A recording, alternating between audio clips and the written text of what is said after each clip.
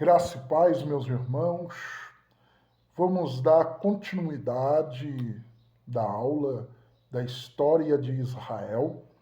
Hoje nós iremos estudar o capítulo 2, onde iremos abordar a vida de Abraão, a vida de Isaac, a vida de Jacó e a vida de Moisés.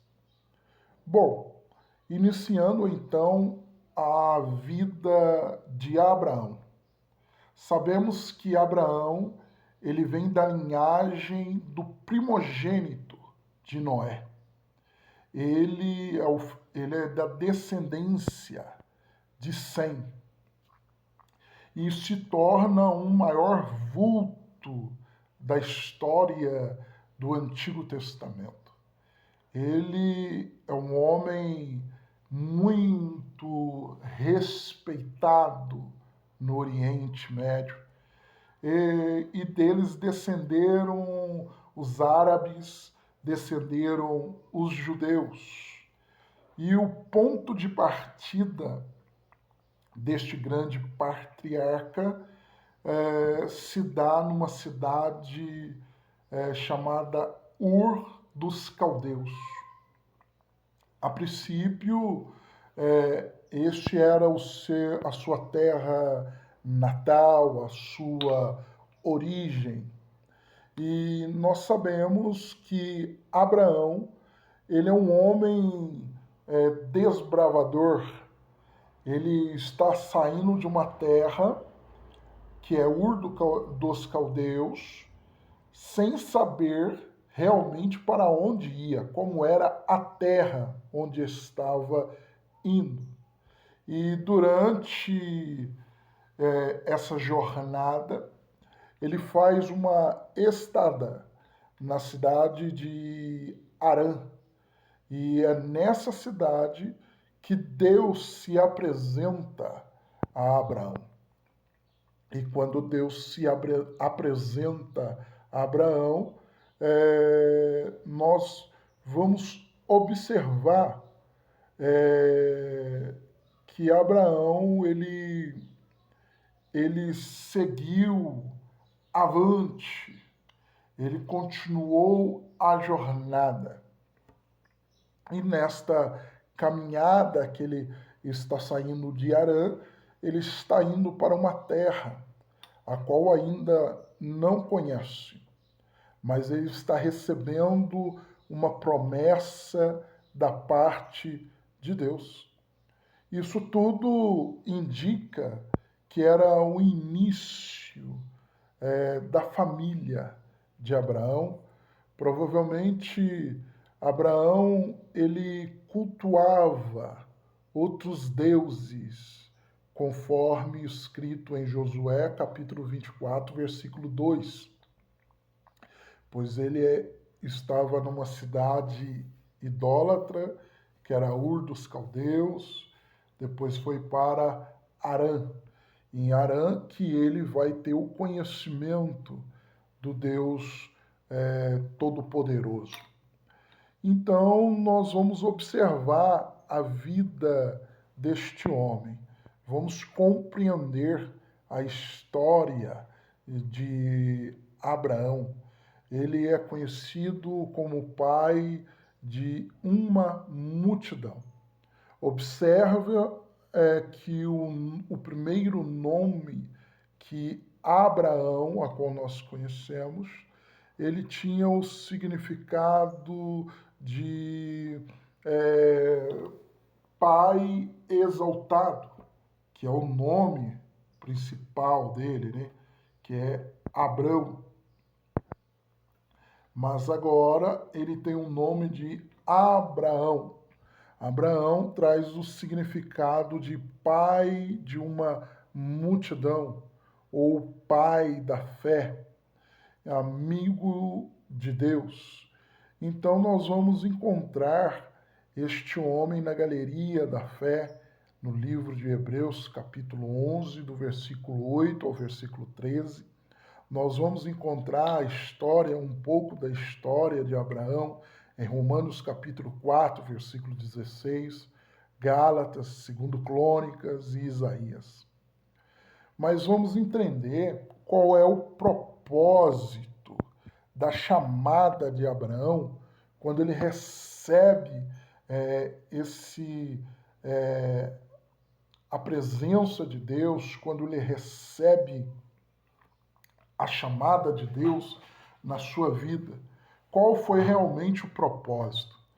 Nós sabemos que o propósito divino em chamar Abraão era a fundação da raça escolhida, mediante a qual ativaria o plano de recuperação da redenção do homem. Do começo até o 10º capítulo de Gênesis, são aproximadamente 2000 anos de história, desde a criação e a queda do homem. O dilúvio tinha ocorrido já aproximadamente há uns 400 anos. Até este momento da história, Deus estava lidando com indivíduos para servi-lo. E agora, para frente, Deus não iria lidar apenas com indivíduos. Ele iria comissionar um povo para servi-lo. Em Gênesis capítulo 17, nós vamos ver que Deus está chamando Abraão. Inicia na vida deste homem uma missão. Mas esta missão que Abraão está recebendo, ele não conseguiria ver até o final, porque é uma missão muito extensa. Então, a promessa que Deus está fazendo ao patriarca não é uma promessa que vai ser cumprida de imediato. É uma promessa universal. É uma promessa eterna. Então, nessa promessa, são inúmeros limites, inúmeros benefícios. Então, quando Abraão ele aceita o desafio, ele já está ciente de duas coisas. A primeira é renunciar todas as certezas da vida passada e enfrentar as incertezas do futuro. Porém, sabendo da fidelidade do autor da sua chamada. O nosso futuro, nós sabemos que é um futuro incerto, só estará garantido quando estiver sob os cuidados de Deus. E inicialmente, o patriarca Abraão, ele tinha esse nome Abrão, conforme eu disse, Pai exaltado. Mas quando ele recebe a chamada de Deus na sua vida, ele se torna pai de uma grande multidão. Aí vem o nome Abraão. A sua esposa, até então, era Sarai, que significava contenciosa. Mas agora, na chamada de Deus na vida de Abraão, ela significa princesa, que é o nome Sara. Abraão, ele sabia das condições apresentadas. E essas condições mexeu com as suas estruturas. E uma das condições que mexeu com a estrutura de Abraão foi: sai da tua parentela e da casa de teu pai, para uma terra que eu te mostrarei. Mexeu com as estruturas de Abraão. E ali ele só exige o que está dentro da dimensão humana. E nunca vai exigir algo para que nós viemos a cometer absurdos. Deus não precisa analisar o nosso currículo. Deus não precisa saber se nós temos potencial. O que nós precisamos ter consciência que é a capacidade vem da parte de Deus e não da nossa. Então nós temos que ter a consciência que nós precisamos entrar somente com a nossa disposição. Quando nós entramos com a nossa disposição, aí vem a capacidade de Deus, vem a inteligência de Deus, vem a sabedoria de Deus na nossa vida e nós começamos a andar com Deus. Porque Deus apresentou um projeto para Abraão. Ele traçou, envolvendo todos os momentos e detalhes da vida de Abraão. Assim, quando Deus nos apresenta um projeto que Ele traçou para nós, Ele tem a intenção de pegar a nossa aprovação ou a reprovação. Não, Deus não tem essa intenção. E muito menos ficar discutindo conosco. O que Deus realmente quer de nós? O que Deus realmente quer da nossa parte? Deus quer a nossa disposição. E Abraão, ele se colocou à disposição de Deus e recebeu promessas que transcenderam, que se estenderiam pelos séculos e milênios afora. É isso que acontece na sua vida. Quando você compreende que Deus requer de você a sua disposição, porque Ele já tem um plano, Ele já tem um projeto e Ele não quer sentar e discutir com você os planos e projetos. Ele não quer sentar com você e saber se você quer aprovar ou se você quer reprovar. Deus requer a sua disposição. E quando você se dispõe para Deus, Deus fará promessas transcendentes que vão se estender pelos séculos e milênios afora. Assim nós conhecemos Abraão.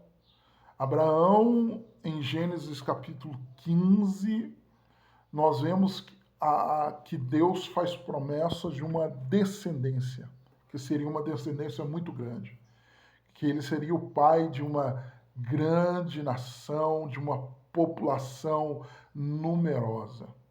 Quando Deus fez essa promessa, ele e Sara já eram bem avançados em idade. Sara tinha um agravante, era uma mulher estéril.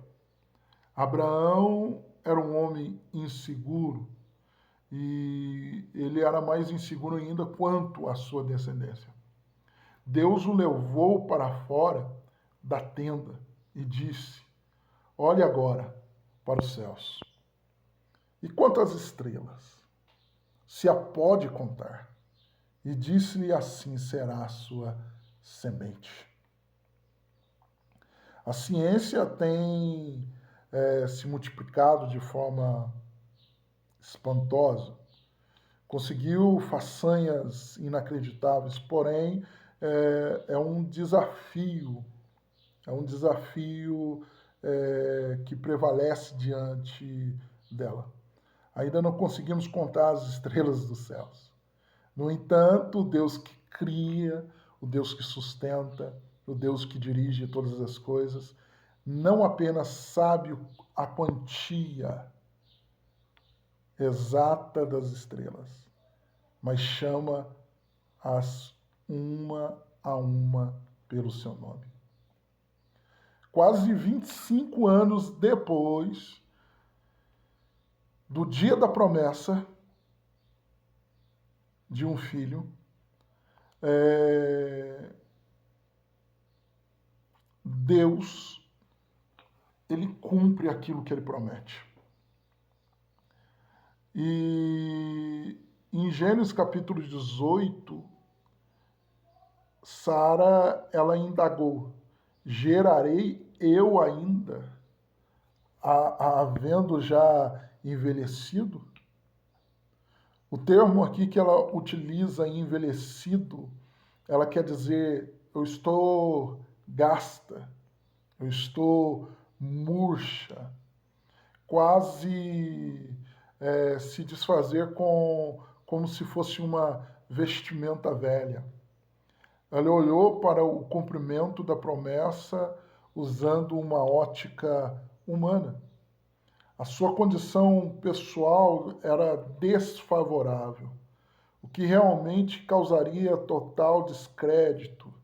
Mas Deus não é homem para vacilar em suas promessas. Deus prometeu e ele cumpriu. E Deus falou que a descendência de Abraão herdaria a terra de Canaã. Então, Canaã é o destino final daquela peregrinação de Abraão. No entanto, a fé era essencial para aquele homem que nunca foi dono de 1 metro quadrado de terra, não ser o local de sua sepultura. O primeiro mártir da igreja primitiva, que foi Estevão, chegou a afirmar que Abraão não possuía sequer um espaço de um pé. Está lá em Atos capítulo 7, versículo 5. Então nós sabemos que a caminhada de Abraão contou com a campanha do sobrinho, que é Ló. Embora almejando o mesmo destino, tinha atitudes diferentes de Abraão, que andava pela fé. Enquanto Ló andava pela visão, por vista, e nós sabemos que essa relação de tios, sobrinhos, era muito harmoniosa, que estava sempre juntos, mas porém estavam vivendo um paradoxo. Um estava vivendo pela vista e outro estava vivendo pela fé. Ló incessantemente ele enchia os seus olhos, enquanto Abraão andava guiando pela bússola da fé divina. Andar por vista é andar segundo o entendimento humano. E andar por fé é ser guiado pelo céu, é ver o invisível. A fé uma posse antecipada do que se espera. É um meio de demonstrar as realidades que não se veem. O ponto de partida daquele homem andar por fé, daquele que anda pela vista, são caminhos diferentes. Então nós vemos que a caminhada de Abraão ele edificava um altar. Olha para você ver a diferença. Aonde que Abraão chegava, ele edificava um altar a Deus. Enquanto onde Ló chegava, ele armava as suas tendas até Sodoma. Ele foi direto para Sodoma, gradativamente armando tendas sem perceber dentro de Sodoma. E isso demorou uns 14 anos para acontecer. Embora Ló, sendo um homem justo, foi insensível a Deus e avizinhou-se com o pecado. Meu Deus. Ló é o típico exemplo de um homem carnal que anda por vista, dando prioridades às coisas do mundo e no fim perde tudo. De outro lado, Deus recompensou a Abraão, afirmando que tudo quanto os seus olhos alcançassem seria dele, embora não tivesse nada escrito que comprovasse algum tipo de posse. Ele sentia-se tão seguro como se tivesse em suas escrituras legais.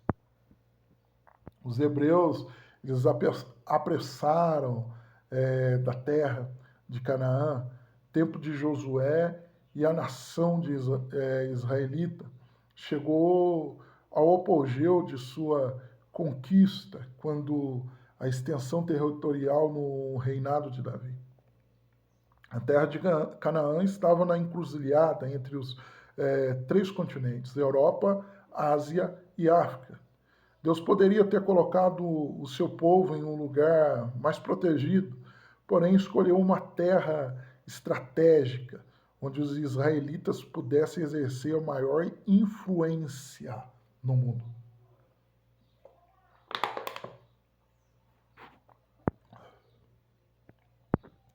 Então nós vemos aqui que através do povo, todos os povos da terra seriam abençoados. Então, o motivo de uma explicação clara e óbvia de Deus ter chamado Abraão, a família de Abraão sair de Ur dos Caldeus. E quando Deus se apresenta a Abraão em Harã e chama ele para sair do meio da sua parentela e ir para Canaã, era um ponto estratégico de Deus para abençoar, fazer que o seu povo, a sua descendência, viesse a influenciar todo o mundo. Então a vida de Abraão seria um motivo de bênção para outras pessoas. Não é recomendável aspirar a uma posição de destaque para ser prestigiado. Todo privilégio acompanhado de responsabilidade, Abraão seria grandemente abençoado por Deus, para que viesse a abençoar outros. Deus não tem interesse que sejamos tão somente receptáculos, mas Ele tem o interesse que nós sejamos canais de suas bênçãos preciosas para enriquecer os seus efeitos, para enriquecer os seus benefícios, impactar vidas de outras pessoas. Então, as bênçãos de Deus concedida a Abraão seriam compartilhadas com aqueles que o recebessem. Então, Deus nos chama para sermos bênção, mas para abençoar a vida de outras pessoas. E assim foi Abraão. Foi um homem que foi abençoado por Deus para abençoar a vida de outras pessoas. O patriarca, ele é um homem que abençoa. Então, a sua influência benéfica seria universal. Temos aqui a primeira alusão ao conceito do universalismo inerente na fé de Israel. Abraão, um homem que andou pela fé.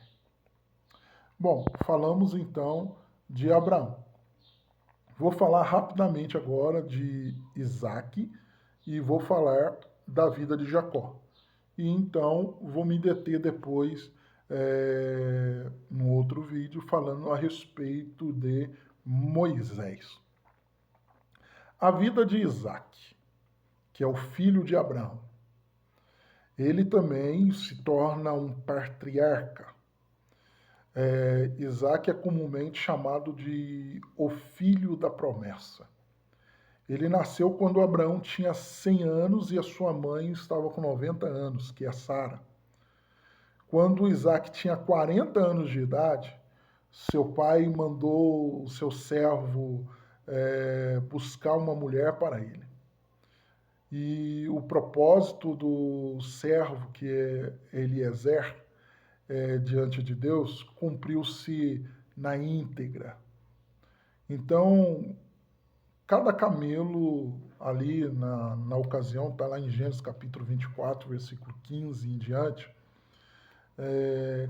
ali fala da passagem de uma mulher, Rebeca, que estava dando água, indo buscar água num poço, e ali tinham os camelos. Cada camelo armazena até 90 litros de água. Eram 10 camelos que estavam ali para tomar água. E imagine agora o esforço que Rebeca teve que fazer para tirar água do poço usando apenas um cântaro. E Eliezer, ele fica só observando. E não teve a menor dúvida que Deus estava naquele negócio. Imagine uma mulher, ela chega lá no poço e vai dar água para os camelos. No mínimo era 10 camelos. Cada camelo armazena até 90 litros de água, meu irmão. E ela só tinha um cântaro na mão. Então Eliezer soube escolher muito bem a esposa para o filho de Abraão, que era Isaac. Então, da mesma forma como Rebeca creu em Isaac e o amou sem havê-lo visto, o crente que crê em Cristo sem vê-lo, ama-o e, e sempre vai se alegrar com a alegria inefável e gloriosa. Finalmente vê-se na longa viagem que Rebeca tinha de fazer a imagem da jornada do cristão para o lar celestial. Não é muito conveniente dizer que Isaac é uma figura profética de Jesus Cristo. Contudo, há fatores notáveis de semelhança entre os dois personagens. Assim como Jesus, Isaac tinha certos pontos característicos. Era filho da promessa, cujo nascimento foi miraculoso. Foi chamado único e filho a quem amas de seu pai. Foi apresentado como um sacrifício por seu pai. Foi um filho obediente e submisso. Foi ressuscitado em sentido figurativo. Foi feito herdeiro de tudo que seu pai possuía. Então, foi um patriarca de fé e executou o projeto de Deus na sua vida, sendo detentor e transmissor das promessas de Deus a Jacó. Ele foi um elo indispensável para o cumprimento do pacto feito com Abraão. Sua vida parece ser apenas um eco do pai. Então essa é a história de Isaac, perdão. Agora, falando de Jacó. Todas as vezes que nós lembramos o nome de Jacó, a primeira imagem que vem na nossa mente é a respeito do seu caráter. E quando não é isso, é o encontro que ele teve com Deus, ali no Vale de Jaboque. Jacó é um homem obstinado pelo direito da primogenitura, o que isso era louvável, embora ele usou meios ilícitos para alcançá-lo, porquanto tal direito significava o canal da maravilhosa promessa da bênção de Deus para o mundo inteiro, que a princípio pertencia ao seu irmão, que é Esaú, que disciplinarmente vendeu para Jacó. No entanto, para obter a validação dependia do pai. Isso conseguiu mediante um complô, algo enganoso dele e da sua mãe Rebeca. Provavelmente ele não conseguiria obtê-lo de outra forma. Jacó ele não imaginava o quão caro ia pagar pelo dolo praticado contra o seu próprio irmão e contra o seu pai. Ainda que Deus já tivesse um plano traçado e provenientemente estabelecido, ainda que Deus tivesse tudo isso projetado, Jacó, mesmo antes de... Ainda que Deus tinha tudo planejado, mesmo antes de Jacó ter nascido, né, Deus não aprovou a forma utilizada por Jacó para alcançar a primogenitura. Deus não aprovou. Mas quando, por exemplo, Esaú descobriu, nós vamos ver que ele tinha caído na cilada, no engano de Jacó. E Esaú ficou irado, quis tirar a vida de Jacó. No entanto, que Jacó teve que fugir por mais de 640 quilômetros para fugir da ira do irmão. Ele teve que se fugir lá para o Nordeste, lá para o Nordeste de Canaã, e permaneceu 20 anos na casa lá do seu tio, 20 anos, a mais de 640 quilômetros de distância, fugindo da ira do irmão.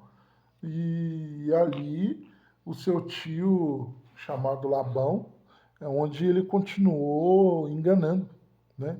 E também foi enganado. Foi um período de lutas intensas, muito sofrimento. Foi um período ali de transtornos e conflitos. Então, nós podemos extrair algumas lições da vida de Jacó.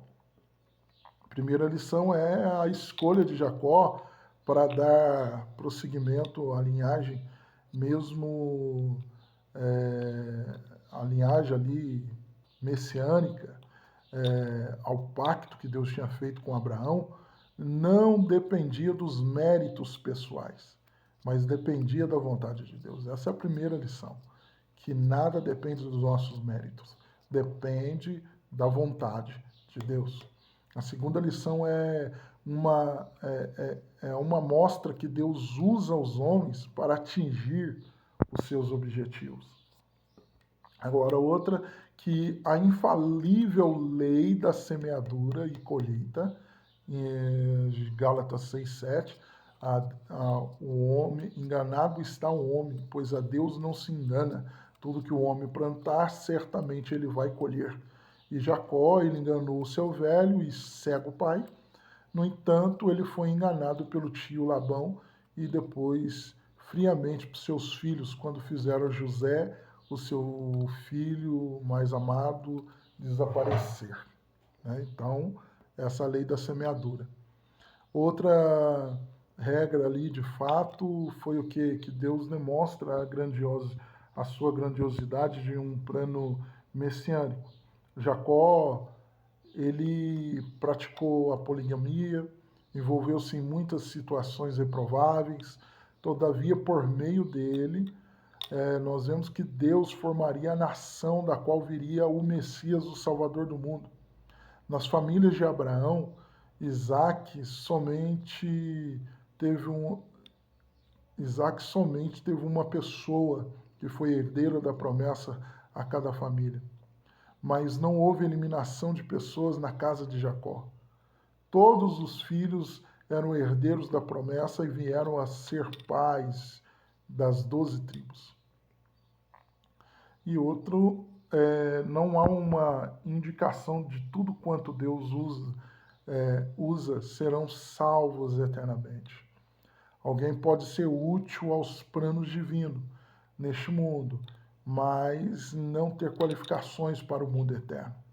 No dia que Deus julgar os segredos dos homens, para eles determinar o destino de maneira final.